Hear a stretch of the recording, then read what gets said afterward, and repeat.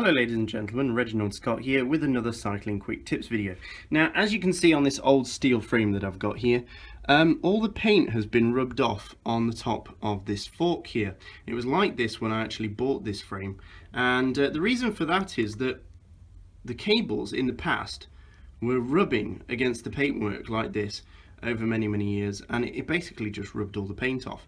And it can happen to any bike really. Dirt and grime gets behind the cables here, sits against the frame, it's pushed against the frame with the cables, and as you turn the handlebars or as you ride, it slowly just wears away the paint. Now as you can see on this bike, I've got these little rubber sleeves on the bike. These came with a Decathlon bike, and I just slipped them on here to try and protect the paint. Now you'd have to go out and you'd have to buy these, and they're actually quite expensive for what they are, just a little piece of rubber.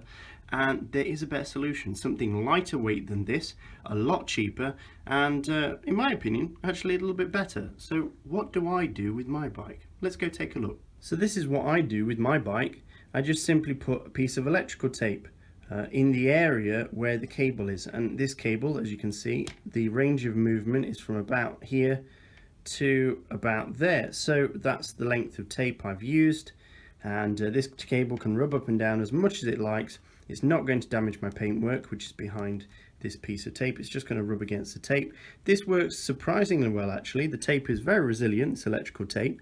It's extremely cheap, so you don't have to go out and buy any pieces of rubber sleeve or anything to stick on here. It's very lightweight, it's aerodynamic because it sits right against the frame, and when it wears out or it comes off for whatever reason, you just apply a new piece, and basically it can protect the frame as far as the motion or the movement of the cable goes. So some of them I use are very small pieces, but this one's a fairly long one because the cable does move around quite a lot.